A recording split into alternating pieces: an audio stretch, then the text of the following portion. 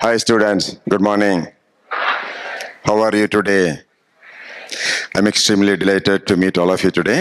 I'd like to thank Mr. Bhuminathan for this very remarkable opportunity to meet you and to discuss about the UPSC's Indian Civil Services examinations. பெற்றோர்கள் எல்லாம் கை தூக்குங்க பார்ப்போம். Okay, equal number வந்திருக்கிறீங்க. அப்பா அம்மா யாராவது தாத்தா பாட்டி வந்திருக்கீங்களா? ஓகே, இப்போ கரியர் கைடன்ஸ் ப்ரோக்ராம் எல்லாம் நடந்துட்டு இருக்கு இல்லையா?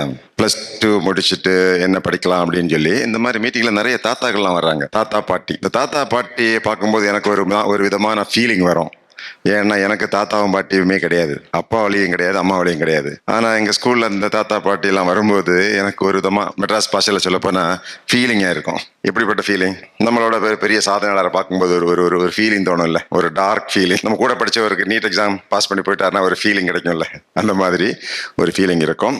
ஸோ பெற்றோர்களுக்கு ரொம்ப ரொம்ப பாராட்டுக்கள், நன்றி. ஸ்டூடெண்ட்ஸ், உங்களுக்கு எனது பாராட்டுகள். ஏன்னா இன்னைக்கு காலையில ஒரு நல்ல காரியத்துக்காக நீங்க இது வரைக்கும் வந்திருக்கீங்க அப்படின்னாலே உங்களுக்கு மனசுக்குள்ள ஏதாவது ஒன்று சாதிக்கணும், ஏதாவது ஒன்று செய்யணும், ஒரு நல்ல வேலையில சேரணும், 4 பேருக்கு நல்ல நன்மைகளை செய்யணும் அப்படிங்கிற ஒரு எண்ணம் உங்கள்ட்ட இருக்கு. அது மட்டும் இல்ல, அந்த எண்ணத்தின் அடிப்படையில் நீங்க இது வரைக்கும் வந்திருக்கிறீங்க, அதுக்காக உங்களை பாராட்டுறேன். எத்தனை பேர் +2 படிச்சு காலேஜில் சேரலாம் அப்படிங்கிற நிலைமையில இருக்கிறீங்க? Okay okay, +2. இப்போ எல்லா இடத்துலையும் கரியர் கைடன்ஸ் நடந்துட்டு இருக்கு இல்லைங்களா? இப்போ நீட் எக்ஸாம் எழுதலாமா, இந்த மாதிரி ஜாயிண்ட் என்ட்ரன்ஸ் எக்ஸாம் எழுதலாமா, மெடிசனா, இன்ஜினியரிங்கா? ஏன்னா இந்தியாவில் 1 லட்சம் மருத்துவ சீட்ஸ் இருக்கு, மெடிக்கல் காலேஜ் சீட்ஸ் 1 லட்சம் இருக்கு, 650 காலேஜ் இருக்கு. அதே மாதிரி இன்ஜினியரிங் IIT 23 IIT இருக்கு, அங்கே 17,000 சீட் இருக்குது. அதே மாதிரி NITல 24,000 சீட் இருக்கு. அண்ணா யூனிவர்சிட்டி கவுன்சிலிங் 450 காலேஜஸ் இருக்கு. அப்புறம் அக்ரிகல்ச்சர் பல கோர்சஸ் இருக்கு. இது இல்லாமல் லா இருக்கு. அப்புறம் ஆர்கிடெக்சர் அந்த மாதிரி கோர்ஸ் இருக்கு, டிசைன் கோர்ஸ் இருக்கு, BA BSc BCom இந்த மாதிரி கோர்ஸ் இருக்கு. இப்படி கேட்டரிங் டெக்னாலஜி, ஹோட்டல் மேனேஜ்மெண்ட், இதுல போகலாம் அப்படிங்கிற ஒரு கன்ஃபியூஷன் இருக்கக்கூடிய மாணவர்கள். நான் உங்களை பார்த்து பேச வரல, உங்களோடு பேச வந்திருக்கேன். Okay, I just came to so இந்த டைரக்ஷன்ல பார்த்து பேச வரல, உங்க தலைக்கு மேல பேச வரல, உங்க கண்களை பார்த்து உங்களோடு பேச வந்திருக்கேன். I came not to speak at you, I came to speak to you. எனக்கு ஓரளவுக்கு இப்போ உங்களை பார்க்க முடியுது. இப்போ எனக்கு உங்களுடைய முகங்களை தெளிவாக பார்க்க முடியுது இந்த கண்ணாடி போட்ட பிறகு, தெரியுதுங்களா? அதனால கண்ணாடி போட்டேன். அதே மாதிரி நீங்க நாளைக்கு ஒரு IAS அதிகாரியாக மாறினால், ஒரு IPS அதிகாரியாக மாறினால், இந்த பரந்து விரிந்த உலகத்தை உங்களுக்கு தெளிவாக பார்க்க முடியும். அப்படிப்பட்ட ஒரு சிறந்த ஒரு பணிதான் இந்த Indian administrative service, Indian police service, Indian foreign service, Indian forest service. இது போல சுமார் 22 பணிகள். இந்த எல்லா பணிகளுக்குமே நிறைய தனி சிறப்பு உண்டு. சில நேரங்களில் இந்த +2 இருந்தாலும் காலேஜில் இருந்தாலும் நாம் எடுக்கும் ஒரு முடிவு, decisions are very very powerful. சென்னையிலிருந்து கிளம்பி திரு பூமிநாதன் சார் அவர்களுடைய இந்த நிகழ்ச்சிக்கு வரணும்னு நான் ஆசைப்பட்டேன். கூப்பிட்டாரு, வரேன்னு சொல்லிட்டேன். ஒரு முடிவு எடுத்தேன், சரி போயிடுவோம். அந்த முடிவினுடைய விளைவு தான் இன்னைக்கு உங்களோட நான் என்ன பேசிட்டு இருக்கிறேன். நீங்களும் காலையில் ஒரு முடிவு எடுத்திருக்கிறீங்க. ஒரு காலத்தில் நானும் ஒரு முடிவு எடுத்தேன், பேசாம ஒரு போலீஸ்காரனாவே மாறிடுவோம் அப்படின்னு ஒரு முடிவு எடுத்தேன். அது 40 வருஷத்துக்கு முன்னாடி. இன்னைக்கு வரைக்கும் அந்த முடிவினுடைய விளைவு இன்னைக்கும் சைலேந்திர பாபுனா ஒரு போலீஸ் ஆஃபீஸர். நேற்றுக்கு தஞ்சாவூர் போயிருந்தேன். எல்லாரும் போலீஸ், இவர் எங்கேயோ பார்த்த மாதிரி இருக்கேன்னு சொல்லி கேட்டாங்க என்கிட்ட. சார், உங்க மூஞ்சி இந்த எங்கேயோ பார்த்துருக்கேன்னு யூடியூப்ல பார்த்தனா? நான் சொன்னேன், பார்த்துருப்பீங்கம்மா. நான் கணவர், இவரை தெரியாதா? இவர் தான் யூடியூப்ல பேசுவார்ல, இப்போ டிஷர்ட் போட்டதுனால உனக்கு தெரியல அப்படின்னு. நான் சொன்னேன், நான் ஒரு காலத்தில் ஒரு போலீஸ்காரம்மா. அப்படியா சார்? அதெல்லாம் தெரியாது சார், யூடியூப்ல தான் தெரியுங்கிறாங்க. சோசியல் மீடியாவில் பவரை பாருங்க. ஸோ அந்த முடிவினுடைய விளைவு, நான் இறக்குற வரைக்கும் நான் போலீஸ் அதிகாரி தாங்க, IPS ஆஃபீஸர் தாங்க. முடிவு ரொம்ப ரொம்ப பவர்ஃபுல். ஊரில் ஒரு வயசான அம்மா ரோசா பார்க் நேராக போய் வெள்ளக்காரங்க உட்கார சீல உட்காந்துருச்சு. அவன் டிரைவர் வண்டி எடுக்க முடியாண்டான், வேண்டான். போலீஸ் வந்துருச்சு, ராணுவம் 1000 2000 1 லட்சம் மக்கள் வந்துட்டாங்க. அந்த அம்மா பிடிச்சி உட்கார வைக்கணும், அவன் முடியவே முடியாதுன்னு சொல்லிட்டா. பெரிய புரட்சி வெடிச்சு போச்சு. அதுக்கு பிறகுதான் மார்ட்டின் லூதர் கிங் அந்த வாஷிங்டன் டிசியில் 5 லட்சம் மக்கள் மழை பெஞ்சிட்டு இருக்குது. அப்பதான் அந்த ஆள் சொன்னாரு, ஐ ஹேவ் அவனுடைய பின்னாடி வந்தவங்க தான் தைமூர் தட் லேம், நொண்டிக்காலன் தைமூர்னு சொல்லுவாங்க. டெல்லியில ஒரே நாள் 5 லட்சம் பேரை கொலை பண்ணான். அவனுக்கெல்லாம் முன்னோடி எங்க? ரஷ்யா பக்கத்துல சமர்கண்ட் இடம் இருக்கு. அந்த ஜெங்கிஸ்கான் பாத்தீங்கன்னா 8 வயசுல அவங்க அப்பாவை கொலை பண்ணிடுவான். 8 வயசுங்க, அப்பா கிடையாது. அதுக்கு பிறகு வீட்டுல நிறைய பிள்ளைகள் சாப்பாட்டில் சண்டை போட்டதுலேயே கொலை பண்ணுவான் ஒருத்தனை. அந்த அளவுக்கு கஷ்டம். அதுக்கு பிறகு அவனை பிடிச்சி ஜெயிலில் போட்டு கடைசியில் போகிற வரைக்கும் பார்த்துட்டு இருப்பாங்க. எனக்கு பிடிச்சது போலீஸ் வேலை தான், இந்த பேங்க் வேலையே வேண்டாம் அப்படின்னு தான் நான் வந்தேன். ஆக்சுவலாக அன்னைக்கு எனக்கு பேங்க்கில் இந்த ஐபிஎஸ் சம்பளத்தோட 2 மடங்கு சம்பளம் அதிகங்க. விட்டுட்டான் வந்தேன். அதுக்கு பிறகு டிபார்ட்மெண்ட்டில் போலீஸ் ஐபிஎஸ் ஐஏஎஸ்க்கு சம்பளத்தை கூட்டிட்டாங்க அதுக்கு பிறகு. ஸோ எந்த வேலை சம்பளம் கூட கொடுக்காமல் நான் செய்ய தயார் அப்படின்னு ஒரு வேலை இருந்துச்சுன்னா அந்த வேலையில போய் சேருங்க. புரியுதுங்களா? ஏன்னா மன மகிழ்ச்சி. பெரிய பெரிய விஞ்ஞானிகள், பெரிய பெரிய சிந்தனையாளர்கள்லாம் பெரிய ஆராய்ச்சியெல்லாம் பண்ணிட்டாங்க. மனித குலம் எப்படி, மனித வாழ்வு எப்படி இருக்கும், மனிதனுக்கு என்ன வேணும், வாழ்க்கையின் நோக்கம் தான் என்ன, வாழ்க்கையின் பொருள் தான் என்ன என்று பெரிய ஆராய்ச்சி. நம்ம எல்லாம் பிறக்கிறதுக்கு முன்னாடி நீங்க ஒன்றும் புதுசாக படிக்கின்றாங்க. ஏற்கனவே அவன் படிச்சு நமக்கு சொன்னதை புக்கில் எழுதி வச்சதை படிச்சாலே போறோம். தெரியுதுங்களா? நீங்க ஒரிஜினலா மின்சாரத்தை கண்டுபிடிக்கண்டா, இந்த மைக்ரோஃபோனை கண்டுபிடிக்க வேண்டாம், இன்டர்நெட்டை கண்டுபிடிக்க வேண்டாம், நீங்க அல்காரத்தை கண்டுபிடிக்க வேண்டாம். அவன் ஆம்பளைகள் எல்லாம் நல்லா கண்டுபிடிச்சு வச்சுட்டான். ஆம்பளையும் மம்பளையும் சேர்ந்து தான். அதை படிச்சாலே போறோம். நமக்கு முன்னோர்கள் முன்னாடி நிறைய மிகப்பெரிய மனிதர்கள் தோன்றி மறைஞ்சிருக்கிறாங்க. நம்ம எல்லாம் ஒண்ணுமே கிடையாது. ஒருத்தன் சொன்னா, சாக்ரட்டிஸ் சொன்னான், the meaning and purpose of life is happiness. வாழ்க்கையின் நோக்கமும் வாழ்க்கையின் பொருளும் மன மகிழ்ச்சி தான். உனக்கு எங்க மன மகிழ்ச்சி இருக்கோ அங்க போ. எந்த வேலையில மன மகிழ்ச்சி கிடைக்கோ அங்க வேலை பாரு. இப்ப சிங்கநல்லூர் போலீஸ் ஸ்டேஷன்ல இன்ஸ்பெக்டர் போஸ்ட் வேகன்சியா இருக்கு சார், சைலேந்தர் பாபு வரீங்களான்னு கேட்டா, ஐ எம் ரெடி, நாளைக்கே சொல்லி யூனிஃபார்ம் தச்சு போட்டு வந்துடுறேன், சம்பளம் வரும் 50,000, நோ ப்ராப்ளம், நான் கடைசியில் வாங்குற சம்பளம் 3,50,000, நோ ப்ராப்ளம், வந்துடுறேன்னு சொல்லுவேன். ஏன் தெரியுமா? அந்த வேலை அப்படி. ஒரு யூனிஃபார்ம் போட்டு உட்காந்தீங்கன்னா கடன் பிரச்சனை வந்துட்டே இருக்கும். கொலை கொள்ளை பிரச்சனைகள். சிஎம்ஆர் சொல்லலாம் ஓடி போய் நிற்கணும் ஆச்சுங்களா?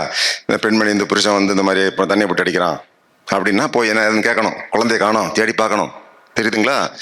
சாயங்காலம் 12 மணிக்கு வீட்டுக்கு வரும்போது மன மகிழ்ச்சி. என்னென்ன காரியங்கள் பண்ணியிருக்கிறோம், செய்வதற்கு அரிய காரியங்கள் செய்யறதுக்கு தினம் ஒரு நாள் கூட இந்த 36 வருஷம் நான் ஏன் இந்த போலீஸ் டிபார்ட்மெண்ட்ல சேர்ந்தேன்னு நான் யோசிச்சு பார்த்ததே கிடையாதுங்க. மன மகிழ்ச்சி. தெரியுதுங்களா? மன மகிழ்ச்சி. இன்னைக்கு பாத்தீங்களா, இன்னைக்கும் கூப்பிடுறாங்க. 3 வருஷம் ஆகி போச்சு தான் போலீஸ் டிபார்ட்மெண்ட் இருப்ப 3 வருஷம். அப்ப கூட நமக்கு அழைப்பு வந்துட்டு இருக்கு. அமெரிக்காவில் ஒரு நிறுவனம் என்னை அந்த நிறுவனத்தினுடைய தலைவராக நியமிச்சிருக்கிறாங்க. தமிழ்நாடு ஃபவுண்டேஷன். தமிழ்நாட்டில் உள்ள 3 லட்சம் மக்கள் சேர்ந்து ஒரு பெரிய ஃபவுண்டேஷன் வச்சிருக்காங்க தமிழ்நாட்டு மக்களுக்கு உதவி செய்யறதுக்கு. அதனுடைய தலைவரே நான் தான். இப்போ அமெரிக்கா போறேன் அடுத்த மாசம். டிக்கெட் போட்டுருக்காங்க. இதெல்லாம் எதனால? ஸோ மன மகிழ்ச்சி இல்லைங்களா? மன மகிழ்ச்சி எங்க இருக்கு அங்கே தான் போகணும். ஆனால் சம்பளம் கொடுக்க மாட்டாங்க எனக்கு. No problem. இந்த நிறுவனம் சொன்னேன் இல்லைங்களா, தமிழ்நாடு ஃபவுண்டேஷனுக்கு ஒரு பைசா கிடையாது. ஆனால் அமெரிக்காவுக்கு ஃப்ரீயாக கூட்டிட்டு போயிடுவாங்க. டிக்கெட் போட்டுருவாங்க. டிக்கெட் எவ்வளோ தெரியுங்களா? பிசினஸ் கிளாஸ் டிக்கெட் அமெரிக்காவுக்கு 5 லட்சம் ரூபாய் போட்டுட்டு போயிடுவாங்க. ஸோ மன மகிழ்ச்சி. தமிழ்நாட்டில இருந்து போய் அங்கே அமெரிக்காவில் உயர்ந்த பதவியில் இருக்கக்கூடிய மக்கள் 3 லட்சம் பேர்ல ஒரு சில பார்க்க முடியும். ஹாப்பினஸ். உங்களை பார்க்குறேன், மனசுல ஒரு ஆசை, ஒரு ஐஏஎஸ் ஆகணும், கோயம்புத்தூர் கலெக்டர் வரணும் அப்படிங்கிற மன எண்ணோட்டம் உள்ள பிள்ளைகளை பார்க்குற மன மகிழ்ச்சி. நம்பர் 1ங்க. நம்பர் 2, இதை விட பெரிய சிந்தனையாளர்கள் இருந்தாங்க. அவன் பேரு ஜீனோ. என்னைக்காவது நீங்க பிற்காலத்தில் இந்த மாதிரி ரிட்டையர்ட் ஆன பிறகு படிங்க. ஜீனோ, கேட்டோ, அரிஸ்டோ, எபிக்டஸ், மார்க்கஸ் உராலியஸ், சினிகா, சிசிரோ, இவரெல்லாம் நாம் எப்படி வாழ வேண்டும் அப்படின்னு நமக்கு சொன்னாங்க. அல்ல சிசிரோன்னு சொன்னா, சிசிரோங்கிற சொல்லியிருக்கான். எப்படி வாழணும்னா, இந்த உலகத்தில் உள்ள எல்லா மக்களுக்கும் உதவி செய்யக்கூடிய வகையில நம்ம வாழணும். ஏதாவது ஒன்று செய்யணும், நம்ம ஒன்று செய்யணும். அது உலகத்தில் உள்ள எல்லா மக்களுக்கும் பிரயோஜனப்படும். சப்போஸ் 5 நிமிஷத்துல இந்த மாதிரி ஒரு எலக்ட்ரிசிட்டி காரை சார்ஜ் பண்ற மாதிரி, 5 நிமிஷத்துல ஒரு காரை சார்ஜ் பண்ண மாதிரி ஒரு பேட்டரி கண்டுபிடிச்சோன்னு வச்சுக்க, உலகத்தில் உள்ள எல்லாருக்கும் பிரயோஜனப்படுமா படாதா? இல்ல இந்த கோவிட் நோய்க்கு ஒரு மருந்து கண்டுபிடிச்சா, இல்ல ஒரு கேன்சர் நோய்க்கு மருந்து கண்டுபிடிச்சிங்கன்னா, உலகத்தில் உள்ள எல்லாருக்கும், நீங்க சின்ன பிள்ளையாகும், நீங்க பிறந்த அன்னைக்கே ஒரு ஊசி போட்டாங்க, உங்களுக்கு பிறந்த அன்னைக்கே ஒரு சொட்டு மருந்து போட்டிருக்காங்க. என்ன தெரியுமா? போலியோ சொட்டு மருந்து.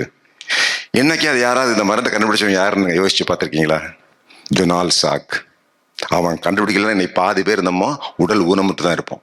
நான் பிறக்கும்போது எங்க ஊர்ல கூட பிறந்த 5 பேர் உடல் ஊனமுட்டு போயிட்டாங்க. அவங்கள நடக்க முடியாது. போலியோ நோய் மிக கொடிய நோய். அந்த நோய்க்கு மருந்து கண்டுபிடிச்சப்ப சொன்னாங்க, இந்த மருந்தை கொண்டு வித்துருவோம், உலகத்துல பெரிய பணக்காரன் ஆயிடலாம், எலான் மாஸ்க் மாதிரி நீ அன்னைக்கு பெரிய பணக்காரன் ஆயிடலாம்னு சொன்னாங்களாம். இந்த மருந்தை வித்தா ஏழை மக்கள் வாங்க மாட்டார்கள். உலகத்தில் இந்த ஊனம் இருந்து கொண்டுதான் இருக்கும். நிறைய பிள்ளைகள் செத்து போய் விடுவார்கள். அதுக்கு நான் தான் காரணம் என்று ஆகிவிடும். எனவே இந்த மருந்தை நான் விற்பனை செய்ய போவது கிடையாது. இந்த மருந்து உலகத்து மக்களுக்கு நான் தரும் பரிசு அப்படின்னா ஜொனால் சாக். உலகத்துக்கே உதவி. சினிக்கா சொல்றான், முடிஞ்சா உலகத்துக்கு உதவி பண்ற மாதிரி வாழு.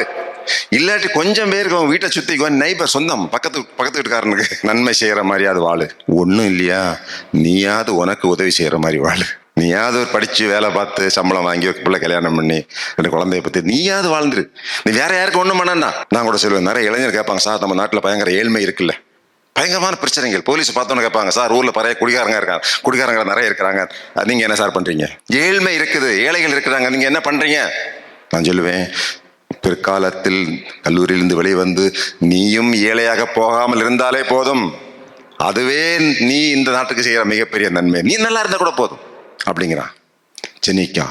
அந்த வகையில் 4 பேருக்கு நன்மை செய்யணுமா, அதுக்கான ஒரு பிளாட்ஃபார்ம், அதுக்கான ஒரு மேடை தான் இந்த ஐஏஎஸ். நீங்க தினம் கையெழுத்து போடலாங்க, பட்டா கொடுக்கலாம், மக்களுக்கு உதவி செய்யலாம், நிதி உதவி செய்யலாம், பல்வேறு விதமான உதவி. நீங்க போடக்கூடிய ஒவ்வொரு கையெழுத்தும் ஒரு மனிதனுடைய வாழ்க்கையை பாதிக்கும், உதவி செய்யும். சிவில் சர்வீசஸ் பெரிய பெரிய முடிவுகள் உங்களால் எடுக்க முடியும்.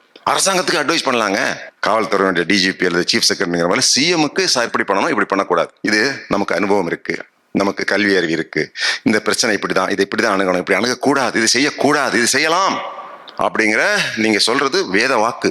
சத்தியமா சொல்றேன், வெளியே சில எதிர்கட்சி அரசியல்காரர்கள் நம்ப மாட்டாங்க ஒருவேளை, ஆனா அதுதான் உண்மை. இப்படி மிகப்பெரிய முடிவுகளை எடுக்கலாம். அந்த முடிவு மக்களுக்கு பெரிய உதவிகளை செய்யும். என்ன நம்ம திருவள்ளுவர் சொல்றாருங்க, திருவள்ளுவர் தோன்றி புகழோடு தோன்றுக அக்திலார் தோன்றி தோலந்தாமை நன்று. நம்ம பேரை 4 பேர் சொல்லணும் சார். எங்க ஊர்ல ஒரு கலெக்டர் வந்தார், ரொம்ப சிறப்பா பண்ணாரு சார், நிறைய காரியங்கள் பண்ணியிருக்காரு, நம்ம குளத்தை விட்டினாரு, இந்த மாதிரி காலேஜ் கொண்டு வந்தாரு, அது பண்ணாரு, இது பண்ணாரு. இன்னைக்கு பேசுறாங்களே, இறை அன்பு வந்து இங்கதான் இருந்தாரு சார், மக்களுக்கு நிறைய உதவி பண்ணியிருக்காங்க. நம்ம இறந்த பிறகும் போர் சொல்லுவாங்க. நம்ம பெயர் அன்னைக்கு ஒரு வீடியோ பார்த்தா 2 சின்ன பசங்க, ஒருத்தன் பையன் தேவா ராஜாவா என்ன பண்ண, அவனை பாருங்க, தமிழ்நாடு பூரா ஃபேமஸ் ஆயிட்டாங்க. என்ன அவங்க சொன்னாங்களா, அந்த பையன் சொன்னான், அம்மா நீ கவலைப்படாதம்மா, கஷ்டப்படாதம்மா, உன் பேர் தமிழ்நாட்டில் பேச வைக்கிறமான்ட்டானா. பார்த்தா இத்தனோண்டு பசங்க பாருங்க, அவன் பண்ற வேலையை பாருங்க. 18 வயசுல உலக செஸ் சாம்பியனுங்க குகேஷ். எப்படிங்க உலக அளவில்? சைலேந்திர பாபுனா கோயம்புத்தூர்ல தெரியும், சென்னையில் தெரியும், தமிழ்நாட்டில் தான் தெரியும். நாளைக்கு ஒரு ஃபங்க்ஷன், நான் இந்த பக்கம், குகேஷ் அந்த பக்கம், நான் இந்த பக்கம், குகேஷ் அந்த பக்கம். பேசாம உட்காந்துருக்காரு எப்படி? 18 வயசு. என்னங்க, நீங்க போய் ரஷ்யால போய் கேட்டாலும் சொல்லுவாங்க குகேஷ் யாருன்னு. சின்ன வயதுல பெருமை, நற்பெயர் உலக அளவில் நற்பெயர் இருக்கா சார்? உங்க கூட படிச்ச 4 பேர் நல்லவேன்னு சொல்றாங்களா? உங்க அம்மா சொல்றாங்களா? முதல்ல எனக்கு அதை பத்தி கவலை இல்லைங்க, மற்றவங்க நம்மளை என்ன பத்தி சொல்றாங்க எனக்கு கவலை இல்லை. என் கூட பிறந்தவன், என் அண்ணன், தம்பி, என் அக்கா, எங்க தங்கச்சி சைலேந்திர பாபு நல்லவன் சொன்னாலும் எனக்கு போறோம். என் தம்பியா நல்லவன் சொல்லுவாங்க. அப்படி தம்பி சரியில்லைன்னு சொன்னா நான் கவலைப்படணும், தெரியுதுங்களா? ஸோ கொஞ்சம் புகழ் நமக்கு வேணும். அந்த மாதிரி வேலையில போய் சேருங்க. ஓகே, சைலேந்திர பாபு சார், நீங்க என்ன சார் நினைக்கிறீங்க? ஜீனோ விடுங்க, சாக்ரட்டிஸை விடுங்க, திருவள்ளுவர் விடுங்க, நீ என்னையா சொல்ற அப்படின்னா நான் என்ன சொல்ல தெரியுமா? இந்த வாழ்க்கையின் நோக்கம் நமக்கு எவ்வளவு திறன் இருக்கிறதோ, எவ்வளவு திராணி இருக்குதோ, அதை முழுவதும் நம்ம பயன்படுத்தணும். ஏன்னா we should make maximum use of our talents and capabilities. நமக்கு எவ்வளவு ஆற்றல், அறிவுத்திறன் இருக்கோ அவ்வளோத்தையும் பயன்படுத்திட்டு செத்து போயிடணும், அவ்வளோதான். தெரியுதுங்களா? அதில் என்னென்ன செய்ய முடியுமோ அவ்வளோதையும் செஞ்சாலே போகிறோம் sir. Okay, this is what we call self actualization. So இந்த கணக்கில் பார்க்கும்போது ஐஏஎஸ் என்பது ஒரு சிறந்த பணி, மன மகிழ்ச்சி தரக்கூடிய பணி, 4 பேருக்கு நன்மை செய்யக்கூடிய பணி, நமக்கு ஒரு பெயர் ஏற்படுத்தக்கூடிய பணி, நிறைய கற்றுக்கொள்ளலாம். நான் முதல்ல சொன்னேன், இந்த கண்ணாடி போட்டால் அவங்க முகங்கள் நல்லா தெரியுது, லைட்டை போட்டால் அந்த உலகம் நல்லா தெரியுது. இந்த பணியில் போய் மேலே உட்காந்து பார்த்தீங்கன்னாங்க உலகம் நல்லாவே தெரியும். இப்படி பார்த்தா நம்ம கோயம்புத்தூர் நல்லா தெரியாதுங்க. நேர சாயங்காலம் விமானத்தில் ஏறி மேலே போய் கீழே பாருங்க, கோயம்புத்தூர் முழுசும் தெரியும். ஐஏஎஸ் மாதிரி விமானத்தில் ஏறி உட்காந்திங்கன்னா இந்த கீழே நிலம் எப்படி இருக்கு அப்படிங்கிறது, இந்த சித்ரா எங்கே இருக்கு, சித்ராவுக்கும் நம்ம பஸ் ஸ்டாண்டுக்கு எவ்வளோ தூரங்கிறது நல்லா தெரியும். ஸோ இந்த உலகத்தை தெளிவாக பார்க்க முடியும், நிறைய கல்வி கற்க முடியுங்க. நீங்கள் ஐஏஎஸ் தேர்வு ஆனீங்கன்னா 5 முறை மத்திய அரசாங்கம் உங்களை வெளிநாடுகளுக்கு அனுப்பிச்சு கல்வி பயிற்சி கொடுக்கும். நீங்கள் MBA படிக்கணும், ஸ்டான்ஃபோர்ட் பல்கலைக்கழகத்தில் படிக்கணும்னா உங்களுக்கு வாய்ப்பு கிடைக்கும். நான் இங்கே கமிஷனராக இருக்கும்போது உலகத்தமிழ் மாநாடு நடந்தது. நான் கோயம்புத்தூர் கமிஷனர். அப்போ எனக்கு உத்தரவு வந்தது, உங்களுக்கு இந்தியன் இன்ஸ்டிடியூட் ஆஃப் மேனேஜ்மெண்ட்ல MBA படிக்கிறதுக்கான ஒரு வாய்ப்பு வந்திருக்கிறது, உடனே போய் ஜாயின் பண்ணுங்க. ஜூன் மாதம் 10ஆம் தேதி, ஜூன் மாதம் 1ஆம் தேதி நினைக்கிறேன். இங்கே 10ஆம் தேதி உலகத்தமிழ் மாநாடு. முதலமைச்சர் கலைஞர் கருணாநிதி அவர்கள் தான் சைலேந்திர பாபு அங்கே போடுங்க, அவர் தான் நல்லா பார்ப்பாரு. சில பிரச்சனைகள்லாம் போயிருந்தது, நான் வெளிப்பட சொல்ல முடியாது. ஸோ நீங்கள் அவர் தான் இதை பார்க்கணும்னு சொன்னார். இங்கே எல்லாம் அரேஞ்ச்மெண்ட்ஸ் போயிட்டு இருக்கும்போது நான் போக முடியுங்களா? போகலைங்க, மிகப்பெரிய மன வருத்தம். ஸோ இது போன்ற வாய்ப்புகள், ராணுவ அதிகாரிகளோட பெரும் பயிற்சி. நம்ம வில்லிங்டன்ல எனக்கு வந்து உத்தரவு வந்தது. அப்போ கடலூர்ல பெருங்கலவரம். ஒரு நாளைக்கு காலையில் 6 மணிலேருந்து 12 மணி வரைக்கும் 4 இடத்துல துப்பாக்கியால சுட்டாங்க. பெரும் கலவரம். போக முடியுமா? வில்லிங்டன்ல ஒரு ட்ரைனிங் வந்தது. உங்களுக்கு தொடர்ந்து கல்வி கற்கக்கூடிய ஒரு மிகப்பெரிய வாய்ப்பு இந்த பயிற்சியில் கொடுக்கும். சரி, அதெல்லாம் ஓகே சார். ஐஏஎஸ் ஐபிஎஸ் என்பது உயர்ந்த பணி, நல்ல மரியாதையான வேலை. எல்லாத்துக்கும் மேலே எனக்கு இதில் ரொம்ப பிடிச்சது என்ன தெரியுங்களா? இந்த ஐஏஎஸ் பணிக்கு உங்களுக்கு மட்டும் பேரும் புகழும் கிடைக்குதுன்னு நினைக்காதீங்க. உங்களை பெற்றாங்க பாருங்க, உங்கள் அம்மா அப்பா, அவர்களும் கலெக்டருடைய அப்பா கலெக்டருடைய அம்மான்னு பேசப்படுவார்கள். ஞாபகத்தில் வச்சுக்கோங்க. குடும்பத்துக்கு ஒரு பெருமை தான். இந்த வருஷம் நிறைய ஐஏஎஸ் ஐபிஎஸ் பாஸ் பண்ணவங்களை லிஸ்ட் எல்லாம் பாருங்களேன். அவங்களோட ஒரு உரையாடல் நடத்திருக்கேன், என்னோட யூடியூப்ல போட்டிருக்கேன். இதில் யாருமே பணக்காரங்க கிடையாது, இதில் யாருமே ஐஏஎஸ் ஆஃபீஸருடைய பிள்ளைகள் கிடையாது. இது எல்லாருமே உங்களை மாதிரி கிராமங்களில் இருந்து சாதாரணமான பீடி தொழிலாளியுடைய பிள்ளை, செங்கல் சூழலில் வேலை பார்த்தவங்களுடைய பிள்ளை, கூலி தொழிலாளியுடைய மகன், இப்படிப்பட்டவங்க தான் பாஸ் பண்ணியிருக்காங்க. புரியுதுங்களா? ஸோ அந்த வகையில், அதாவது இன்னும் சொல்கிறேன், ஸ்டூடெண்ட்ஸ் சொல்லிடுறேன். நான் கிட்டத்தட்ட போலீஸ் டிபார்ட்மெண்ட்டில் ஒர்க் பண்ணியிருக்கேன், பல வழக்குகளை சந்திச்சிருக்கிறேன், பெரும் பிரச்சனைகள்லாம் சந்திச்சிருக்கிறேன்.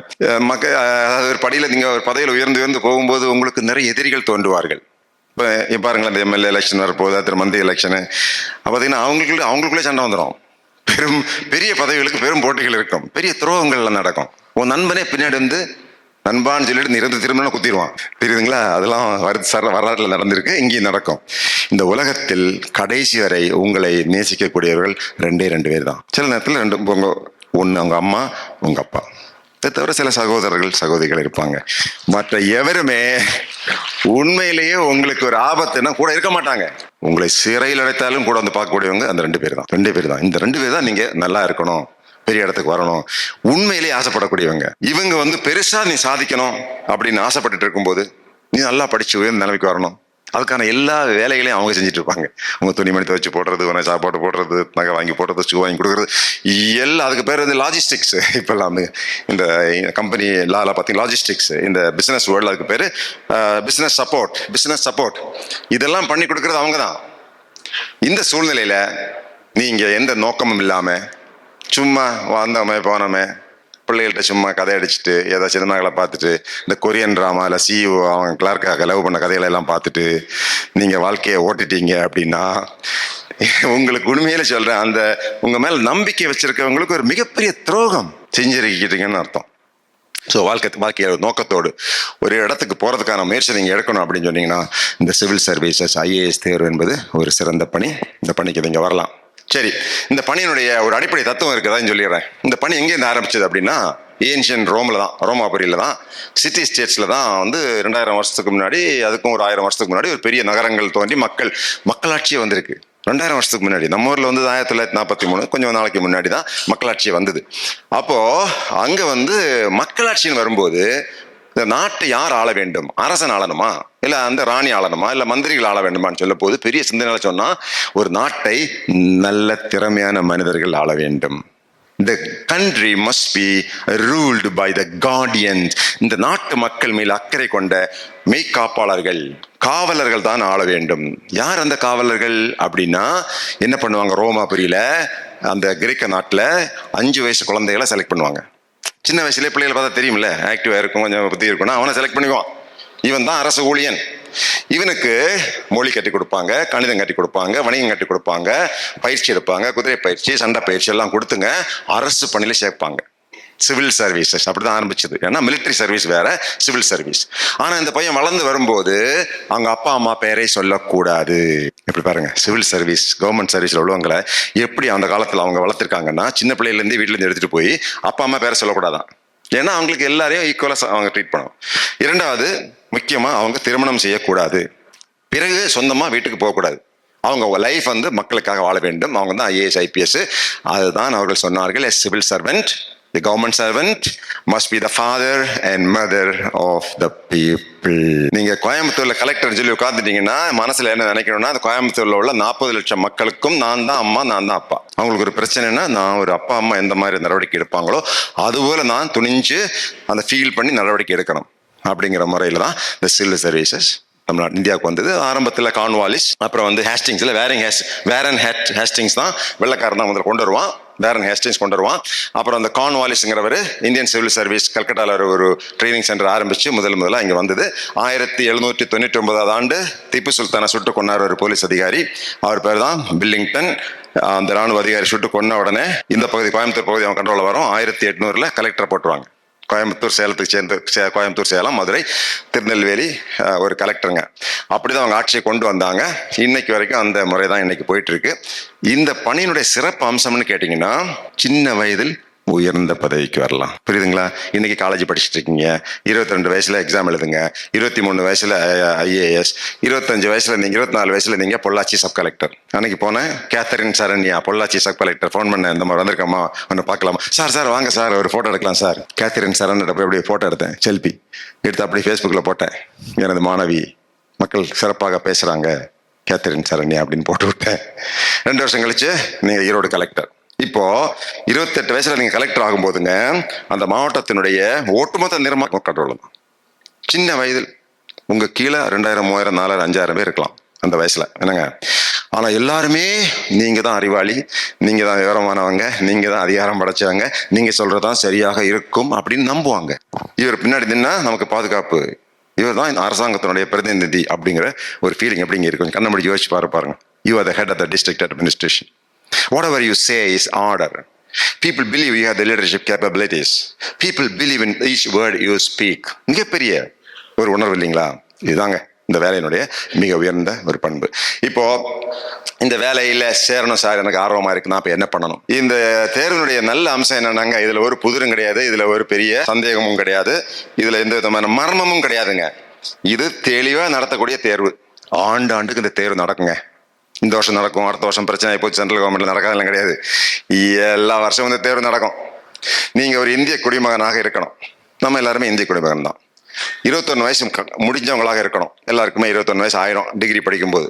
ஒரு பட்ட படிப்பு படித்தவராக இருக்க வேண்டும். நீங்க 6 முறை தேர்வு எழுதலாம். பேக்வர்டு கம்யூனிட்டினா 9 முறை, ஷெட்யூல் காஸ்ட்னா 35 வயசு வரைக்கும் எழுதலாம். நாங்கள் எழுதும் போது 26 வயசு வரைக்கும் தான் எழுத முடியும். IAS எக்ஸாம் 26 வயசு தான் எழுத முடியும், அதுக்கு எழுத முடியாது. நாங்கள் எழுதும்போது 3 முறை எழுதலாங்க, அதில் ஃபெயில் ஆயிட்டோம்னா எழுத முடியாது. இப்போ உங்களுக்கு 6 முறை, இல்லை ஷெட்யூல் பேக்வர்ட் கம்யூனிட்டினா 9 முறை, ஷெட்யூல் காஸ்ட் 35 வரைக்கும் எழுதுவாங்க. இந்த தேர்வு 3 கட்டமாக நடக்கும். உடல் தகுதினா ஒன்லி IPSக்கு மட்டும்தான் நீங்க கொஞ்சம் உடல் தகுதி இருக்கணும். அந்த IAS பொறுத்த வரைக்கும் பெரிய உடல் தகுதி, ஹைட்லாம் ஒன்றும் கிடையாதுங்க. ஓகே, அந்த மாதிரி பெரிய உடல் தகுதியெல்லாம் IPS மட்டும்தான் இருக்கு, மற்றதுக்கு கிடையாது. இந்த தேர்வு பார்த்தீங்கன்னா 3 கட்டம்னு சொல்லிட்டேன். பிரிலிமினரி தேர்வு, முதல் கட்ட தேர்வு ஏன் நடத்துறாங்கன்னா, இந்திய அளவில் 12 லட்சம் பேர் அப்ளை பண்ணுவாங்க. எப்படிங்க? இது ஒரு போட்டி தேர்வு. இப்போ நீங்க எழுதி முடிச்சது, +2 முடிச்சது பொது தேர்வு. பொது தேர்வுன்னா எழுதின 8 லட்சம் பேருமே 100க்கு 100 மார்க் வாங்கலாம் நினைச்சீங்கன்னா, உங்களுக்கு நாளைக்கு 100க்கு 60 மார்க் தான் வரேன்னா அது ஒரு விபத்து அல்ல. ஒரு பையன் 100க்கு 100 மார்க் வாங்குறான்னா அது ஒரு மாபெரும் விபத்து அல்ல. அவன் திட்டமிட்டு 1ஆம் வகுப்புல இருந்தே இல்லை முதல் நாள்ல இருந்தே முயற்சி பண்ணி வந்தனால தான் 100 வந்திருக்கேன் சார். 100 மார்க் வந்திருக்கு, தமிழ்நாட்டில் முதல் மார்க் வாங்கியிருக்காருன்னு ஒரு மாபெரும் விபத்தா? அது ஒரு விபத்தும் கிடையாது, அது டெலிபரேட் ஆக்ட். ஸோ அந்த வகையில இந்த முதல் கட்ட தேர்வு என்பது ஏன் வைக்கிறாங்கன்னா, 12 லட்சம் பேர் அப்ளை பண்றாங்க இல்லைங்க. இதுல உண்மையான போட்டியாளர் யாருன்னு கண்டுபிடிக்கணும்ல. உண்மையிலேயே இவர் படிக்கிறாரு, இந்த IAS ஆசைப்படுறாருன்னு கண்டுபிடிக்கிறதுக்காக தான் அந்த முதல் கட்ட தேர்வு. அந்த முதல் கட்ட தேர்வு 2 பேப்பர் தான். ஒன்று பொது அறிவு, உங்களுக்கு அறிவு இருக்கான்னு பார்ப்பாங்க, உங்களுக்கு என்ன அறிவு இருக்குங்கிறத நான் சொல்றேன். 2வது உங்க மூளை நல்லா வேலை பார்க்குதான்னு பார்ப்பாங்க. அதுக்கு பேர் தான் சிவில் சர்வீசஸ் ஆப்டிடியூட் டெஸ்ட். இது IIT JEE இருக்கு. இது CAT common admission test, MBA, அது பெரிய படிப்பு. MBA IIM Indian institute of management, அதில் படிக்கக்கூடிய அங்கேயும் வச்சிருக்காங்க. எல்லா ஊர்லயும் வச்சிருக்காங்க. எல்லா விதமான பேங்க் டெஸ்ட், எல்லா டெஸ்ட்லையும் வச்சிருக்காங்க. போலீஸ் கான்ஸ்டபிள் செலக்ஷன்ல கூட மென்டல் எபிலிட்டி டெஸ்ட் வச்சிருக்காங்க. இந்த கூட்டுறது, கழிக்கிறது, பெருக்கிறது, relationship. She is the daughter of the only son of my father's wife. அப்படின்னா இந்த பிள்ளைக்கு எனக்கு என்ன உறவு? She is the daughter of the only son of my father's wife. உறவு. இவர் அவருக்கு பெரியப்பாவுக்கு, தம்பிக்கு, ஒய்ஃபுக்கு, அவனுடைய சின்ன பிள்ளையுடைய மகளுடைய பேரன் அப்படின்னா அவனுக்கு இவருக்கு என்ன உறவு? இது போன்ற கேள்விகள் கேட்பாங்க. ஸோ பொது அறிவு, ஜெனரல் நாலேஜ் தாங்க முக்கியம். அடிப்படையில் அதை சொல்லிட்டு போயிடுறேன். நீங்க IAS படிக்கணும்னு ஆசைப்பட்டீங்கன்னா, அதாவது IAS பண்ணிக்கு வரணும் ஆசைப்பட்டீங்கன்னா, சிவில் சர்வீசஸ் எழுதணும்னு ஆசைப்பட்டீங்கன்னா, அடிப்படை மிகப்பெரிய பங்கு ஜெனரல் நாலேஜ். என்ன ஜெனரல் நாலேஜ்? நம்ம ஏற்கனவே படிச்சது தாங்க எல்லாமே, ஆனா ஒழுங்கா படிக்கல, அதுதான் பிரச்சனை. ஸ்கூல்ல ஒழுங்கா படிச்சிருந்தீங்கன்னா நேரா போய் எழுதிடலாம், பண்ணலையே. அப்போ முதல் கட்டத்தில் எப்படி வருவோம் நாங்க, இந்தியன் ஹிஸ்டரி, வேர்ல்டு ஹிஸ்டரி, இந்திய வரலாறு, உலக வரலாறு, இந்தியன் ஜியோகிராஃபி, வேர்ல்டு ஜியோகிராஃபி. ஒரு காலத்துலங்க ஒரு 400-500 வருஷத்துக்கு முன்னாடி மக்களுக்கு ஜியோகிராஃபி என்ன தெரியாது. ஆஸ்திரேலியா எங்க இருக்குன்னு தெரியாது. அமெரிக்கா, ஒரு காலத்துல ஆஸ்திரேலியாங்கிற ஊர் இருக்கிறதே தெரியாது. வெள்ளைக்காரன் வந்த பிறதான் முதல்ல சென்ட் தாமஸ் மவுண்டுக்கும் அந்த செக்ரட்டரியேட்டுக்கு இடையில மேப்பையே போட்டான். இதுதான் ரோடு, இதுதான் கடல், இதுதான் வீடு, இதுதான் பில்டிங்னு சொல்லி இன்ச் பை இன்ச் அளந்தானுங்க. லாம்டன் அப்படிங்கிற வில்லியம் லாம்டன் இன்ச் அளந்தான். அப்புறமே அவன் பேர் வந்தான். அவன் பேர் தான் ஜார்ஜ் எவரெஸ்ட். அவன் கண்டினியூ பண்ணான். போய் மவுண்ட் எவரெஸ்ட் அதை போய் அளந்து பார்க்கறான். 8848 மீட்டர். என் பேரை போடு. அவன் பேரே போட்டான், mount Everest. Mount Everest it is in Tibet or Nepal. Yes. So 8848. So பிறகு என்ன பண்ணாங்கன்னா பூமியை அளக்கணும். எங்கெல்லாம் நிலப்பரப்பு இருக்குன்னு அளக்கணும், எங்கெல்லாம் தண்ணி இருக்குன்னு அளக்கணும். அப்ப என்ன பண்ணாங்க, பூமியை சுத்தி ஒரு மனிதன் 3 முறை சுத்தி வந்தான். பசிபிக் பெருங்கடலை அளந்து பார்க்கணும். ஜியோகிராபி, உலக படத்தை வரைஞ்சு பார்க்கறதுக்குங்க கப்பல்ல 3 முறை போனான். அவன் தாமஸ் குக் என்பவன் 3ஆவது முறை செத்தே போயிட்டான். அப்போ இன்னொரு வேலையை பார்த்தாங்க. பூமிக்கும் சந்திரனுக்கும் எவ்வளவு தூரம், பூமிக்கும் சூரியனுக்கு எவ்வளவு தூரம், பூமிக்கும் Mercury, Venus, Earth, Mars, Jupiter, Saturn, Uranus, Neptune, Pluto தூரத்தை அளந்து பார்க்கறதுக்குங்க ட்ரிகனோமெட்ரிக் சர்வே. இங்கிருந்து அமெரிக்காவிலிருந்து ஆஸ்திரேலியாவிலிருந்து ஆங்கிள் பார்ப்பாங்க. பார்க்கும்போது இது இவ்வளவுதான் தூரம் அப்படின்னு கண்டுபிடிச்சி டெவலப் பண்ணாங்க. மேப் ரொம்ப கஷ்டம். இன்னைக்கு உங்க மொபைல் போன்ல கூகுள் எர்த் டவுன்லோட் பண்ணி பார்த்தீங்கன்னா உலகத்தில் உள்ள எல்லா இடத்தையும் பார்த்துடலாம். உங்க வீட்டு கூரையே பார்த்துடலாம் ஒரே செகண்ட். இன்னைக்கு கத்துக்கிறது ரொம்ப ஈஸிங்க. ஜியோகிராஃபி கத்துக்கொள்வது ரொம்ப ஈஸி.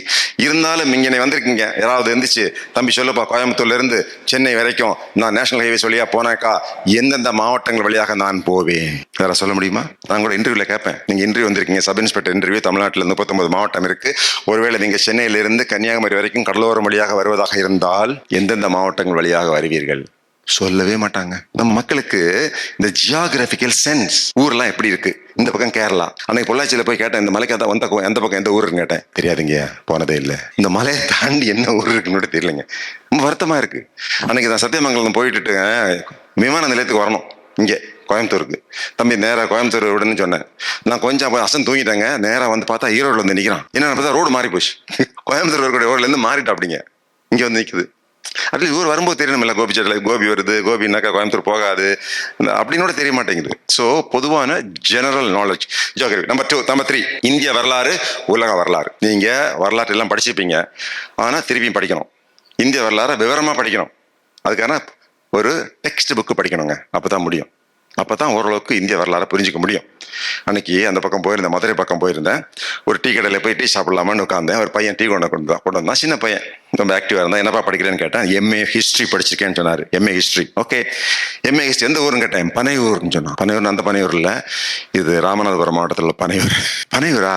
உங்க ஊர்ல ஒரு பெரிய மாவீரன் பிறந்திருக்கான் தெரியுமான்னு கேட்டேன். அந்த மாதிரி நான் படிச்சதே இல்லையே சார். மருதநாயகம் பிள்ளைன்னு கேள்விப்பட்டிருக்கியா? யூசுப் கான் கேள்விப்பட்டிருக்கியா? இல்லையவே இல்லை. மாபெரும் வீரன். இந்த பிரிட்டிஷ் ஹிஸ்டரியிலேயே பிரிட்டிஷ் ஹிஸ்டாரியன்ஸ், சரித்திர வல்லுநர்கள் எழுதக்கூடிய 3 மாபெரும் இந்திய வீரர்களை பத்தி தான் பேசுறாங்க. ஒன்னு சத்ரபதி சிவாஜி, அந்த மாதிரி போர் வீரன் இந்தியாவில் பிறந்ததே கிடையாது. இன்னொன்னு திப்பு சுல்தான், குண்டடிப்பட்டே செத்தான் கடைசியில.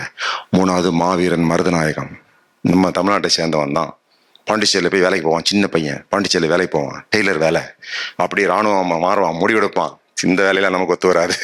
நமக்கு வேலை ராணுவம், துப்பாக்கி சுடுறதான். அப்படி பிரெஞ்சு ராணுவத்தில் சேருவான். வெள்ளக்காரன் பார்ப்பான், இப்படி ஒரு இளைஞன், இப்படிப்பட்ட ஒரு வீரனை நாங்கள் பார்க்கவே இல்லையே, எங்கிட்ட வருவேன் கூப்பிடுவான்.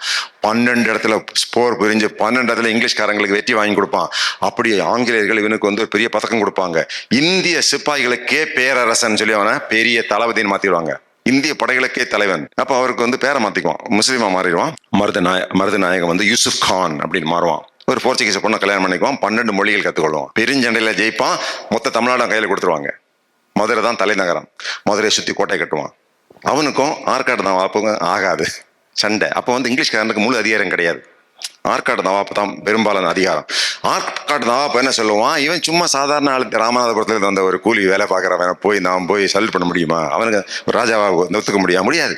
இவன் சொல்லுவான், நீ ஒரு கோலை, நான் போர் வீரன், நான் ஏழையாக இருக்கலாம்.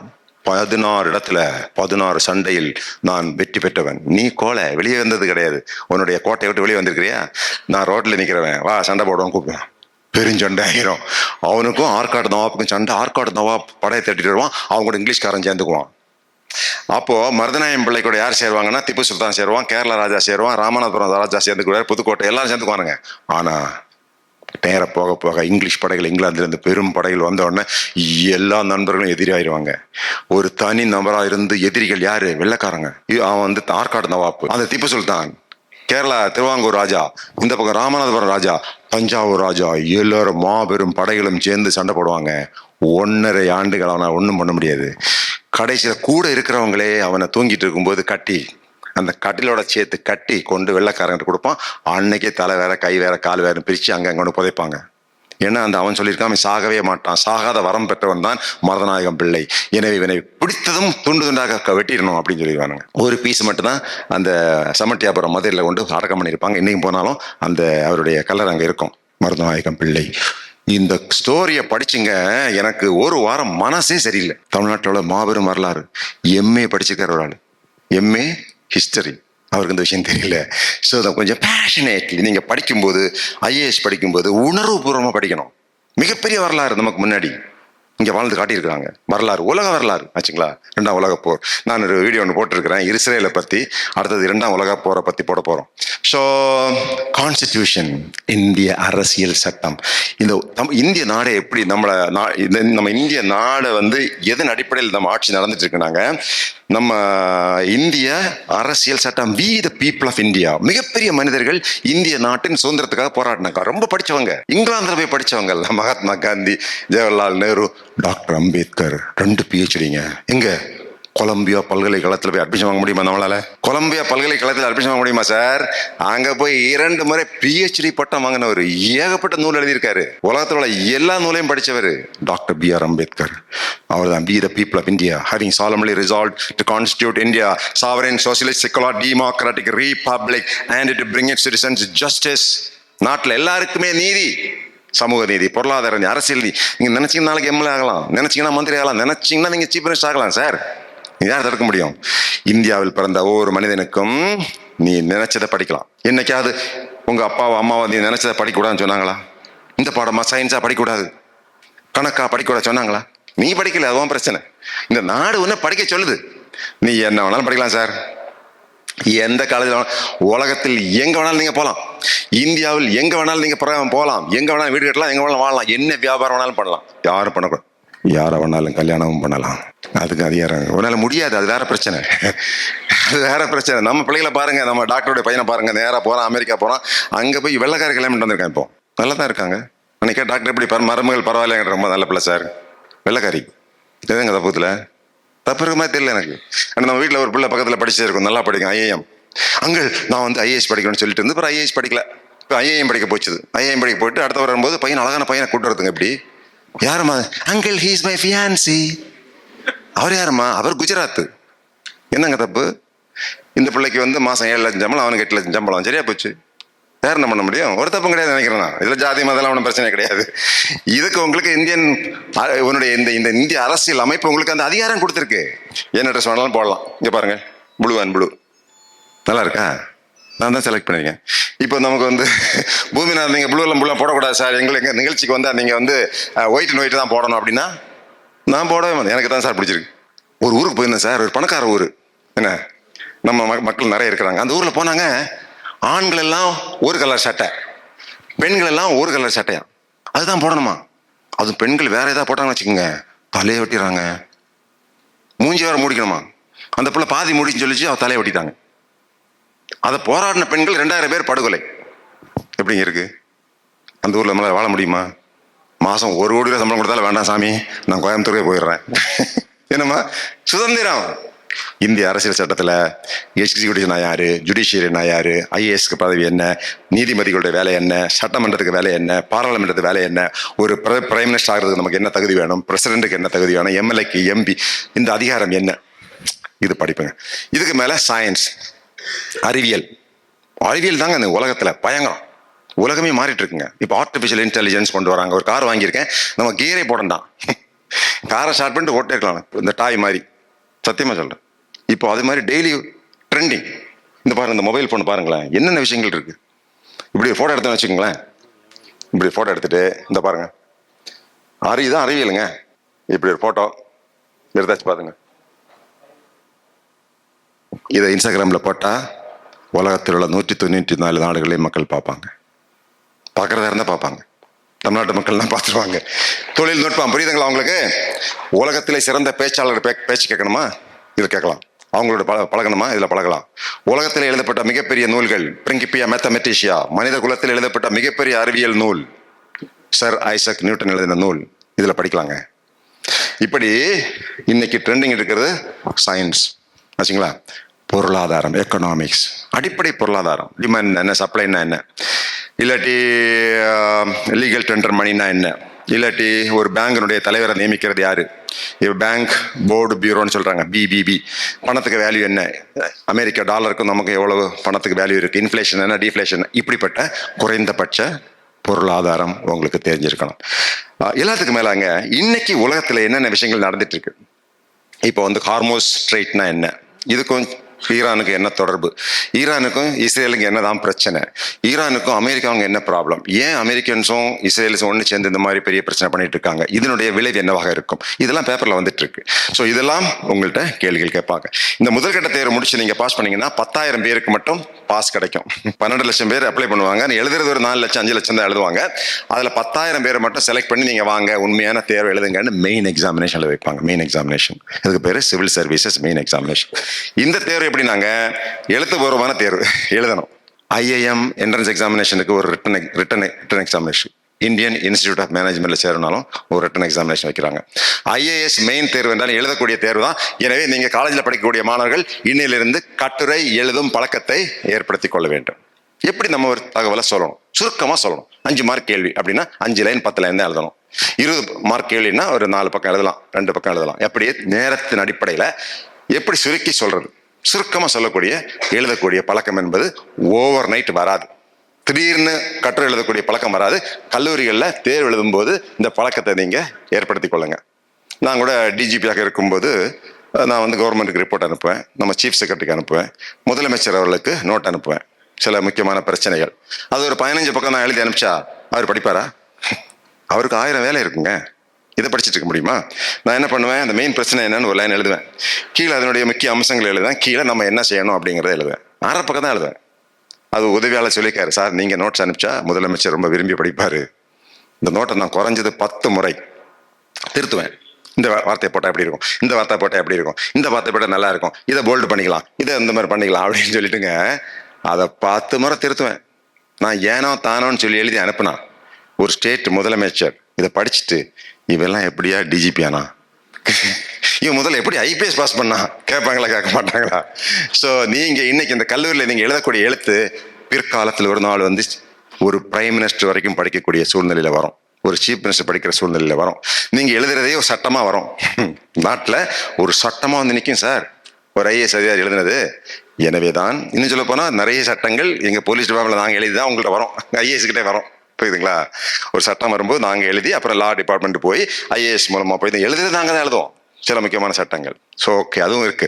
ஸோ இப்படியாக நீங்க கற்று எழுதும் பழக்கத்தை கல்லூரியில் அந்த மெயின் எக்ஸாம் முடிஞ்சு போச்சுங்களா. இந்த மெயின் எக்ஸாமினேஷன்ல பெரும்பாலும் 1000 மார்க்கு உங்களுடைய பொது அறிவு தான். நான் முதல்ல சொன்னதுதான். பிளஸ் 500 மார்க்கு ஆப்ஷனல் சப்ஜெக்ட்ஸ்னு சொல்றீங்க. ஆப்ஷனல் சப்ஜெக்ட்னா அவங்க லிஸ்ட் கொடுத்துருக்காங்க சார், ஆப்ஷனல் சப்ஜெக்ட்னு சொல்லி. அதில் civil engineering, mechanical engineering, electrical engineering வருது, physics, chemistry, botany, zoology, agriculture, medicine, veterinary sciences அப்படின்னு வருது, சோஷியாலஜி, சைக்காலஜி, ஆந்த்ரோபாலஜி, இப்படிப்பட்ட பாடங்கள் வருது. உங்களுக்கு என்ன பாடம் விருப்பமோ அதை நீங்கள் எடுத்து படிங்க. ஓகே, அந்த 500 மார்க் இதில் நீங்கள் கிட்டத்தட்ட ஒரு 50% மார்க் எடுத்துட்டீங்கன்னா உங்களுக்கு இன்டர்வியூ வந்துடும். இன்டர்வியூ வந்தால் கவலைப்படாதீங்க, நாங்கள்லாம் இருக்கிறோம், பூமிநாதன் இருக்காரு, நாங்கள்லாம் இன்டர்வியூ பயிற்சி கொடுத்துருவோம். அவங்கள எப்படியாவது கொண்டு போய், நேற்றுக்கு ஒரு மாணவியை பார்த்தேன், சேலத்துக்கு போனேன். சார் சைலேந்திர பாபு சார் சேலம் வந்திருக்கீங்களா? ஆமாம் சார், வாங்க எங்கள் ஆஃபீஸ் வந்துட்டு போங்க. அவங்க தான் general manager Chitra Indian railways. இந்தியாவிலே இன்டர்வியூவில் ஹையஸ்ட் மார்க் வாங்கினாங்க நம்ம பூமிநாதன் சாருடைய ஸ்டூடெண்ட் தான் அவங்களும். அவங்கள பார்க்க போனேன், அவங்க ஆஃபீஸ் எல்லாம் காட்டி கொடுத்தாங்க, பெரிய அதிகாரி சின்ன அதிகாரிலாம் பார்த்தாங்க, ஷால் போட்டாங்க. ஸோ இன்டர்வியூவில் நல்ல மார்க் எடுத்தீங்கன்னா நேர டாப்பில் வந்துடுவீங்க. லிஸ்ட்டை போடுவாங்க, இன்டர்வியூ முடிஞ்ச உடனே லிஸ்ட்டை போடுவாங்க. ஒரு 1000 பேர் இருக்கும், அதில் 1000 பேரில் 100 பேர் அல்லது 110 பேர் ஐஏஎஸ், ஒரு 20 பேர் 25 பேர் இந்தியன் ஃபாரின் சர்வீஸ், அடுத்த ஒரு 75 பேர் 100 பேர் இந்தியன் போலீஸ் சர்வீஸ். உங்கள் பேர் இந்த லிஸ்ட்டில் டாப்பில் வந்துச்சுன்னா நீங்கள் எது வேணாலும் எடுத்துக்கலாம். ஐஏஎஸ்ன்னு ஐஏஎஸ், இல்லை ஐஏஎஸ் வேண்டாங்க, எனக்கு ஐபிஎஸ் பிடிச்சிருக்குன்னா ஐபிஎஸ் வந்துடலாம். நீங்கள் உங்கள் பேர் வந்து ஒரு 300 கீழே வந்துச்சுன்னா ஐஏஎஸ் கிடைக்கிறது சிரமம், 400 கீழே வந்துச்சுன்னா ஐபிஎஸ் கிடைக்கிறது சிரமம். திருப்பி எழுதிக்கலாங்க, அது ஒன்றும் பிரச்சனை இல்லை. இந்த ஐஏஎஸ் பாஸ் பண்ணதில் 3 பேருக்கு மட்டும் தமிழ்நாட்டுக்கு பணி செய்ய வாய்ப்பு கிடைக்கும். புரியுதுங்களா? ஒரு ஆண்டுக்கு நீங்கள் எல்லாம் எழுதினீங்கன்னா 3 பேருக்கு மட்டும் தமிழ்நாட்டில். இப்படி இது ஒரு போட்டித் தேர்வாக இருக்கிறதுனால நீங்கள் உங்களை இன்றிலிருந்து தயார் பண்ணிக்கொள்ளணும். என்ன சார் நான் பண்ணலாம், காலேஜில் படிச்சுட்டு இருக்கிறேன் அப்படின்னா, நான் ஒன்று என்ன பண்ண தெரியுங்களா? நான் பண்ணதை உங்களுக்கு சொல்லிடுறேன். நான் என்ன பண்ணேன், நான் வந்து அக்ரி படிச்சுட்டு இருந்தேன் கோயம்புத்தூரில். எனக்கு சின்ன ஆசை, இந்த ஐபிஎஸ் கொஞ்சம் பரவாயில்ல, எனக்கு பிடிச்சிருக்கு, இந்த வேலைக்கு நான் சம்பளம் இல்லாமல் கூட வேலை பார்த்துருவேன், யூனிஃபார்ம் போட்டால் நமக்கு எனக்கு கெட்டப்பாக இருப்போம், போய் ஜிம்மில் கொஞ்சம் ஒர்க் அவுட் பண்ணி கொஞ்சம் சூப்பராக டெவலப் பண்ணி யூனிஃபார்ம் போட்டால் நல்லாயிருக்கும், 4 ரவுடி வேலை பிடிக்கணும், அடிக்கணும், உதைக்கணும். எப்படிங்க, நாட்டில் பயங்கரமான அநியாயம் பேசுகிறாங்கல்ல, இப்போ பெண்களுக்கு பாதுகாப்பு இல்லை, ஆட்சி பூச்சின்னு சொல்கிறாங்கல்ல, அதே மாதிரி பாதுகாப்பு இல்லை. அப்போது இங்கே கே முத்துசாமின்னு சொல்லி ஒரு டிஎஸ்பி இருந்தார், தெரியுமா உங்களுக்கு? பயங்கர ஃபேமஸுங்க கே முத்துசாமி. நாங்கள்லாம் பயந்து ஓடுவோம், முத்துசாமி இங்கே ஜீப்பில் வரானா இப்படி காலேஜுக்கு திரும்பி போயிடுவோம் ஆர்எஸ்புரத்தில் இருந்து. அவர் என்ன பண்ணுவார்னா திருடன்லாம் பிடிப்பார். இந்த அப்போல்லாம் பிக் பாக்கெட் தானே, நீங்கள் அப்படி போயிட்டு இருப்பீங்க, பர்ஸ் இருக்காது. அவர் சொல்லுவார், சட்டை போட்டுருக்கும் போதே பனியனை கழட்டிட்டு போடுவானோ கோயம்புத்தூரில். அப்போதான் நீங்கள் சட்டை போட்டிருப்பீங்க, வீட்டுக்கு போனால் பனியன் மட்டும் இருக்காதுங்க, அதை கழட்டிட்டு போகிறோம். அந்த அளவுக்கு டேலண்டடு. அவர் என்ன பண்ணுவார், இந்த பிக் பாக்கெட்லாம் பிடிச்சிங்க இப்படி பச்சை குத்தி விட்றதுங்க. பிக் பாக்கெட்டுக்கு இங்கேருந்து நீங்கள்லாம் இப்போ எதுவும் குத்துறீங்கல்ல, இந்த அதை பார்த்தா பச்சை குத்தம் சொல்லக்கூடாது, இங்கிலீஷில் டீசெண்டாக சொல்லணும், டேட்டு. அவர் என்ன பண்ணுவார், இப்படி ஒரு டேட்டு போட்டு விட்ருவாருங்க, ஒரு நாமம் போட்டு விட்ருவாரு. அப்போ நீங்கள் பஸ்ஸில் போகும்போது இந்த நிற்கிற நாமம் திருடன் பிடிங்க. அப்போ ஒட்டுமொத்த கோயம்புத்தூர் உள்ள திருடனெல்லாம் கோயம்புத்தூர் ஓட்டிட்டானுங்க, நம்ம டவுனில் வந்தாலே பிடிச்சிருவாங்க. அப்படிப்பட்ட ஒரு அதிகாரி இருந்தார். இப்போ வேற மாதிரி நம்ம போலீஸ் யூனிஃபார்ம் போடணும் அப்படின்னு போய் என்ன பண்ணிட்டேன், ஆர்எஸ்புரத்தில் ஒரு பழைய கடை இருந்துச்சுங்க, நிறைய புக்ஸ் அடிக்க வச்சுருந்தான். அங்கே போய் எல்லாமே 1ஆம் கிளாஸ் புக் 2, 3, 4, 5, 10ஆவது வகுப்பு வரைக்கும் வாங்கி அடுக்கினேன். அவன் என்ன பார்த்தான், சின்ன பையனாட்டா இருக்கிறான், எதுக்கு 1ஆம் கிளாஸ் புக் வாங்குறான் என்னன்னு பார்த்துட்டே இருந்தான். என்ன சார் நீங்கள் காலேஜில் படிக்கிற மாதிரி இருக்குது, அக்ரி படிக்கிற மாதிரி இருக்குது, இந்த 1ஆம் கிளாஸ் புக்கெல்லாம் வாங்குறீங்க? இல்லை தம்பி, நான் வந்து ஐபிஎஸ் எனக்கு ரொம்ப பிடிச்சிருக்கு, அந்த எக்ஸாம் எழுத போகிறேன். அப்படியா சார்? அவனே தேடி கண்டுபிடிச்சானுங்க மீதியம். இதெல்லாம் சிபிஎஸ்சி புக்ஸுங்க. அதாவது சிபிஎஸ்சி புக்ஸ்னா என்சிஆர்டி புக்ஸு, எல்லாத்தையும் கலெக்ட் பண்ணிங்க.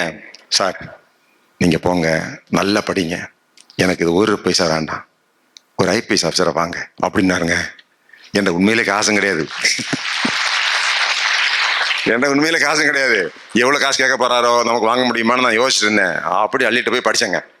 படித்து அதே மாதிரி 2 வருஷம் கழிச்சு நான் ஏஎஸ்பி கோபிச்செட்டிப்பாளையம் சைலேந்திர பாபு நானே ஜீப்பில் ஓட்டிடுங்க, நானே ஜீப் ஓட்டு அப்படி நிற்பேன் முன்னாடி, கடைக்கு முன்னாடி. திரும்பி பார்த்தேன், அவருக்கு ஒன்றும் புரியல. உள்ள இறங்கி வந்தேன், என்ன சார்ன்னு கேட்டான். அவர் பயந்துட்டார், எல்லாம் அரெஸ்ட் பண்ண வந்துட்டோம், ரோட்டில் புத்தகத்தை போட்டு வைக்கிறனால எல்லாம் பறிமுதல் பண்ண வந்திருக்கேன் அப்படின்னு நினைச்சாப்ல. இந்த வேட்டியெல்லாம் போட்டா அப்படி, அதெல்லாம் இல்லைப்பா, உன்னை பார்த்து உங்களுக்கு நன்றி சொல்லணும், I want to thank you, நீ கொடுத்த புத்தகத்தை படித்து ப்ரிலிமினரி பாஸ் பண்ணி மெயின் பாஸ் பண்ணி காசு தரேன், காசு எடுத்து, ஐயோ காசே வேண்டாம் சார், காசே வேண்டாம். ஸோ நீங்கள் முதல்ல செய்ய வேண்டியது அடிப்படை எல்கேஜிலிருந்து 10th 12th வரைக்கும் சயின்ஸ், ஜியோகிரபி, ஹிஸ்டரி, மேத்தமேட்டிக்ஸ் எல்லாம் திருப்பி படிக்கணுங்க. ஓகே. நம்பர் 2, தினமும் 1 மணி நேரம் செய்தித்தாள் படிங்க, நியூஸ் பேப்பர். பெரும்பாலும் கேள்விகள் இந்த நியூஸ் பேப்பரில் தாங்க வரும், நியூஸ் பேப்பர் அடிப்படையில் வரும், தெரியுதுங்களா? இப்போ சில்கா லேக்கில் எராவாடி டால்வின்ஸ் பாப்புலேஷன் அதிகமாக இருக்குன்னு ஒரு நியூஸ் வந்திருக்குன்னு வச்சுக்கோங்க. சில்கா லேக் எங்கே இருக்குது? ஒடிசாவில் இருக்குது. எராவாடி எங்கே இருக்குது? பங்களாதேஷில் இருக்குது. எராவாடிக்கு இதுக்கு என்ன சம்பந்தம்? எராவாடி டால்ஃபின்ஸுங்கிறது ஒரு விதமான டால்ஃபின் வெரைட்டி. அதுக்கு பேர் எராவாடியில் அந்த காலத்தில் நிறைய இருந்தனால வெள்ளைக்காரன் எராவாடி டால்ஃபின் போட்டான். அங்கே ஒழிச்சானுவோம், இதெல்லாம் வேட்டையாடி முடிச்சிட்டாங்க. இப்போ நம்ம ஒரு காலத்தில் அது நிறைய கங்கை நதியில் இருந்திருக்கு. இப்படி இயற்கையை பற்றி நிறைய கேள்வி வரும், தெரியுதுங்களா? இயற்கை பற்றி நிறைய கேள்விகளும், நேச்சுரல் ப்ரொடெக்ஷன், வெஸ்டர்ன் காட்ஸை பற்றி இப்படி செய்தித்தாளில் வரத இப்போலேருந்து கொஞ்சம் கட்டி பண்ணி வைங்க. நம்பர் 2, ஆங்கில அறிவு. தமிழ் முக்கியமாக ஒரு தமிழ் பேப்பர் பாஸ் பண்ணணும், அது ஒழுங்காக படிங்க. அது கொஞ்சம் வீக்காக இருக்கீங்கன்னா முதல்ல போய் படிக்க வேண்டியது தமிழ். இப்போ எல்லாம் நம்ம சென்னையில் எப்படின்னா பசங்களுக்கு டியூஷன் வைக்கிறதே தமிழில் தான் வைக்கிறாங்க. தமிழ் பாஸ் பண்ணணும்ல +2ல், அதுக்கு தான் முதல் டியூஷன், மீதெல்லாம் பாஸ் பண்ணிடுவோம். இங்கிலீஷ் லாங்குவேஜ் டெவலப் பண்ணணும்னா ஒரே வழிதான், நிறைய நூல்கள் வாசிக்கணும். குறிப்பாக கதை புத்தகங்களை வாசிங்க. ஒரு நாள் 50 பக்கம் 60 பக்கம் வாசிங்க. நீங்கள் உண்மையான ஒரு ஸ்டூடெண்ட் அப்படின்னா நீங்கள் குறைந்தபட்சம் ஒரு நாள் 50 பக்கம் வாசிக்கணுங்க. வாசிக்கலைன்னா நீங்கள் ஒரு நியாயமான ஸ்டூடெண்டே அல்ல. நிறைய வாசிக்கணும். இப்போ இங்கிலீஷ் டெவலப் ஆகணும், நாங்கள் வாரத்துக்கு ஒரு நாவல் படிக்கணும். Irving Wallace, Sidney Sheldon, Paulo Coelho, Jeffrey Archer. இதெல்லாம் அற்புதமான நூல்கள். நான் இப்போ ஒரு நூல் படித்து முடித்தேன், சாந்தராமன் சொல்லி ஒரு நூல். 1000 பக்கம் வரும், பார்த்தாலே பயமாக இருக்கும். ஆஸ்திரேலியாவிலேருந்து வந்த ஒரு இங்கிலீஷ்காரன் பாம்பேயில் வந்து ஒரு திருடனாக இருப்பான், கள்ளக்கடத்தல் இதெல்லாம் பண்ணிட்டு இருப்பான். அவன் எழுதியிருக்கான் பாம்பேயை பற்றி. ஆனால் எழுத்தாளன், மோசமானவன் தான், ஆனால் எழுத்தாளன். அவன் ஒரு பக்கம் படித்தா கூட நமக்கு சிரிக்க தோணும், அழ தோணும். இப்படி இல்லாமல் மக்கள் இருக்கிறாங்க. உண்மையை எழுதுவான். நம்ம மூஞ்சியை போட்டோ பிடிச்சி காட்டினா எப்படி இருக்கும், அதே மாதிரி காட்டுறாங்க அந்த ஊரை பற்றி. கள்ளக்கடத்தல் பண்ணிட்டு இருந்தான். ஆனால் இந்திய மக்கள் எப்படி இருப்பாங்க, எப்படி வந்து லஞ்சம் வாங்குவாங்க, போவாங்க, எல்லாமே எழுதியிருக்கான், பயங்கரமாக எழுதியிருக்கான். இப்போ இதே மாதிரி நீங்கள் தினமும் ஆங்கில நூல்களை ஒரு 50 பக்கம் படிச்சிங்கன்னா ஒரு 6 மாதம் கழிச்சு உங்கள் மூளையிலேருந்து ஆங்கிலம் வந்துட்டே இருக்கும். ஆங்கில வார்த்தைகளுடைய பொருள் காம்ப்ரிஹென்ஷன் படிக்காமல் உங்களால் ஒன்றும் பண்ண முடியாதுங்க. You cannot change your friend, but you can change your friend. என்னங்க பொருள்?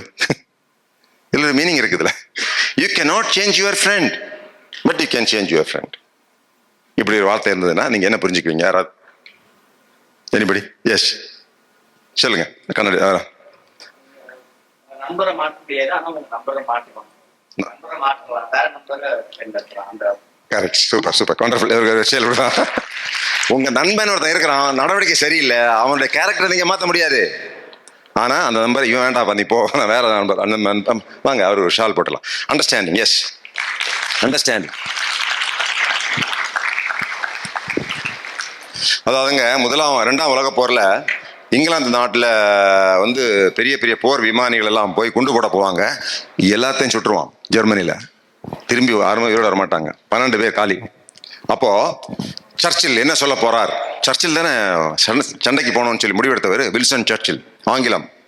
அவன் சொல்லுவான், இந்த long history of island nation of Great Britain has never been so much is owed to so few by so many. அப்படி மாறு. S, good. நண்பனுடைய character நம்ம மாற்ற முடியாது, அந்த நம்பரை ஒட்டுமொத்தமாக மாற்றிடலாம். Okay, wonderful. Yes. So Gopinath, hello, welcome. So English language ability என்பது அடிப்படை. ஏனென்றால் உங்களுக்கு ப்ரிலிமினரி தேர்வில் ஆங்கிலத்தில் ஒரு பேசேஜ் இருக்குங்க. அந்த வாக்கியத்திலிருந்து சில கேள்விகளை கேட்பாங்க. நீங்கள் ஆங்கிலத்தை சரியான முறையில் புரிந்து கொண்டால், அந்த வார்த்தைகளுடைய பொருளை புரிந்து கொண்டால் மட்டும்தான் உங்களுக்கு அந்த கேள்விகளுக்கு பதில் சொல்ல முடியும். இப்போ வின்சென்ட் சர்ச்சில் என்ன சொல்லுவாங்கன்னா, in the long history of the island nation of the Great Britain, there had never been a case in which so much is owed to so few by so many. அப்படிமா நீங்க என்ன புரிஞ்சுக்கிட்டீங்க? இந்த இங்கிலாந்தினுடைய வரலாற்றிலேங்க மிகப்பெரிய அளவில் கடன் பட்டிருக்கக்கூடிய, யாரு, கொஞ்சம் பேருக்கு, நிறைய மக்கள் கடன் பட்டிருக்கக்கூடிய நிகழ்ச்சி இதே மாதிரி நடந்ததே கிடையாது. 12 விமானிகள் போய் குண்டு போட போனவங்கள சுட்டு தள்ளிடுவாங்க. செத்தது 12 பேர், கொஞ்சம் பேர். இந்த கொஞ்சம் பேருக்கு நிறைய அளவில் நிறைய மக்கள், 4 கோடி மக்கள் கடமைப்பட்டிருக்கிறோம் என்று சொல்லுவான். இதே மாதிரி நிகழ்ச்சி நடந்ததே இல்லை. இப்படிப்பட்ட ஒரு சென்டென்ஸை போட்டுட்டுங்க. அதே மாதிரி நீங்க சிசெட் எக்ஸாமினேஷன்ல கூட அந்த இங்கிலீஷ் லாங்குவேஜை உங்களுக்கு ஓரளவுக்கு புரிஞ்சா தான் நீங்க அதுக்கு ஒரு சரியான பதில் குயிக்கா கொண்டு வர முடியும். தெரியுதுங்களா? ஒரு ஆள் இப்படி நின்றுட்டு இருக்கிறாரு ரயில்வே ஸ்டேஷன்ல, ஒரு ட்ரெயின் வந்து 18 கிலோமீட்டர் ஸ்பீட்ல போகுது. அந்த ட்ரெயினுடைய நீளம் 120 கிலோமீட்டராக இருந்தால் எவ்வளவு செகண்ட்ல இந்த ட்ரெயின் அவரை தாண்டி போகும்? இது 2.5 நிமிஷத்துக்குள்ள நீங்க முடிச்சு கண்டுபிடிக்கணும். சரிங்களா? 1.5 கோழிகள் 1.5 நாட்கள் 1.5 முட்டைகளை போடுவதாக இருந்தால் 6 கோழிகள் 7 நாட்கள் எவ்வளவு முட்டைகளை போடும்? கணக்கு கண்டுபிடிக்கணும். நீங்க 1.5 கோழி, அரை கோழி எப்படி முட்டை போடுன்னு கேட்காதீங்க. 1.5 கோழி 1.5 முட்டை போடுறதா இருந்தா 3 முட்டைகளை போடும். சரிதானே?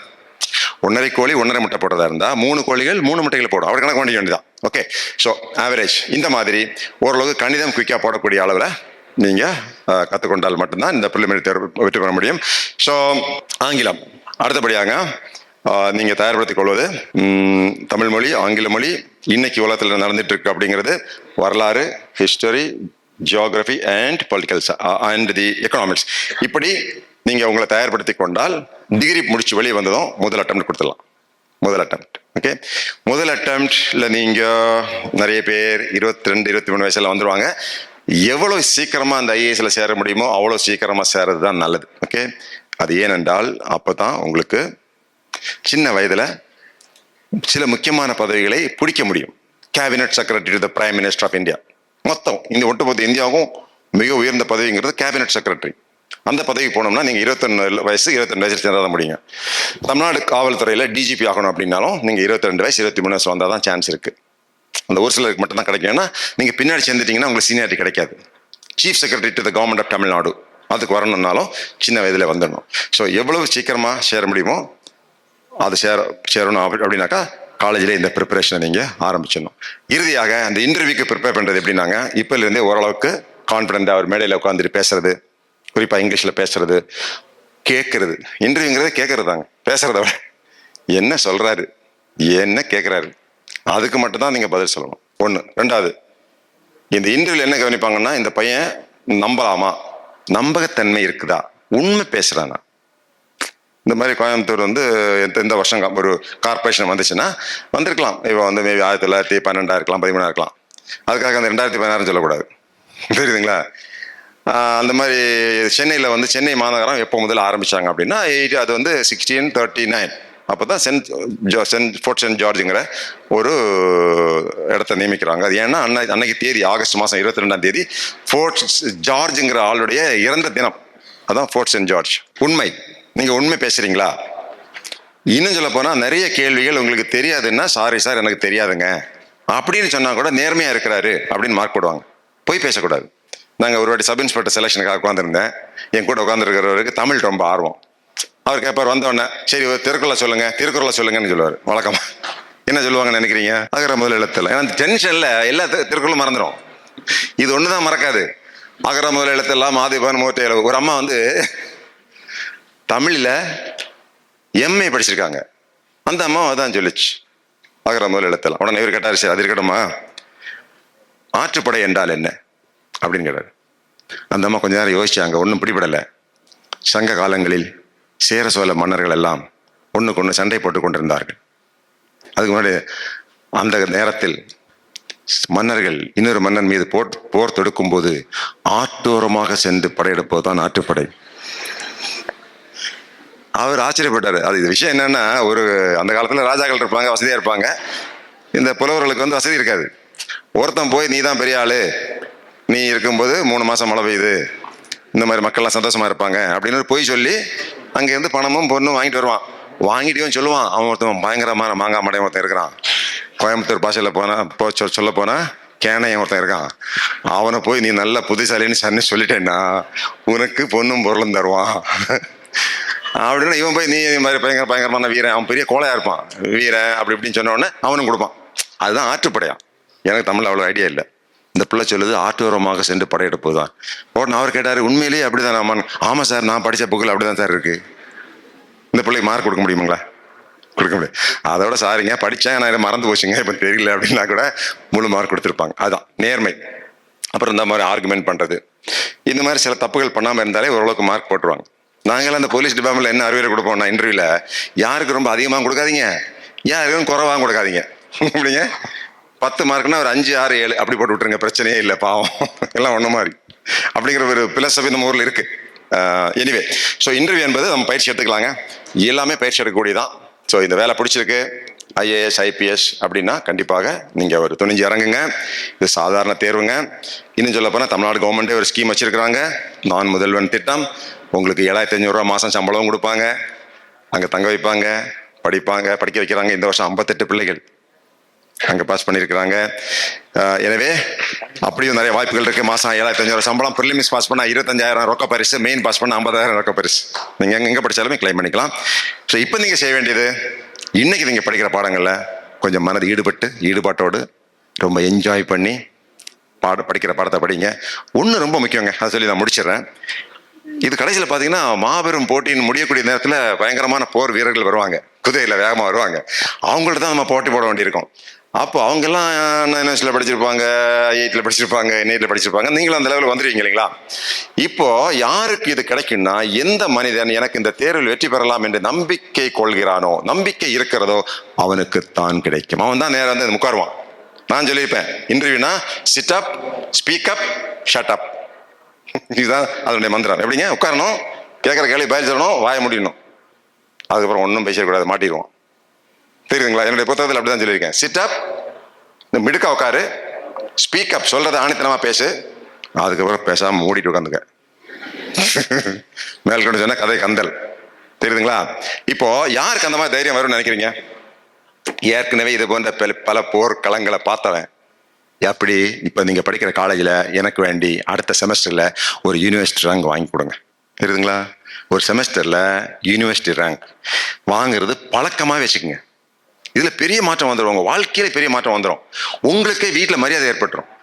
ஒரு முறை ஒரு யூனிவர்சிட்டி ரேங்க் வாங்கிட்டு போய் எங்க அம்மாட்ட போய், mom look at this mom, this is university first rank you know. அந்த அம்மாவுக்கு எப்படி இருக்கும்? இங்கிலீஷ் தெரியாது நினைச்சிங்களா? நல்லா புரியும். என்னதான் சொல்ல வர இங்கிலீஷ் தெரியாதவங்களுக்கும் புரிஞ்சிடும். Body language. பரவாயில்ல, என் பிள்ளைக்கு கொஞ்சம் புத்தி வந்திருக்கு. இவ்வளவு நாள் ஒரு மாதிரி சுத்திட்டு இருந்தா இப்ப பரவாயில்லையே. அவங்க புருஷன் சொல்லுவாங்க, நம்ம ஜாதகம் பார்க்கும்போது சொன்னாங்கல்ல 41 நாள் கழிஞ்சு சின்ன மாற்றம் வரும். அப்ப கூட நான் ஜோசியத்தை கேட்டேன், எப்பங்க யாரை பார்த்த பிறகு வரும்? அதுவா, கொஞ்சம் யோசிச்சு சொல்றேன். ஒரே கலர் சட்டை, ஒரே கலர் பேண்ட் போட்ட ஒரு ஆள் வருவான். எங்கிருந்து வருவாங்க? வடக்கேந்து வருவான். வந்த அன்னை திரும்பி போயிடுவான். அவன் சொன்ன பிறகுதான் அந்த மாற்றம் வரும். So I'm very sure there's going to be a big change. I'm very sure you're going to take a very strong decision. Your life will be decided and life will be shaped by the great decisions you are making. I'm very sure you are all going to apply for the civil services examination. We will meet somewhere sometime. Thank you very much and wish you all the best. Thanks for the patient hearing.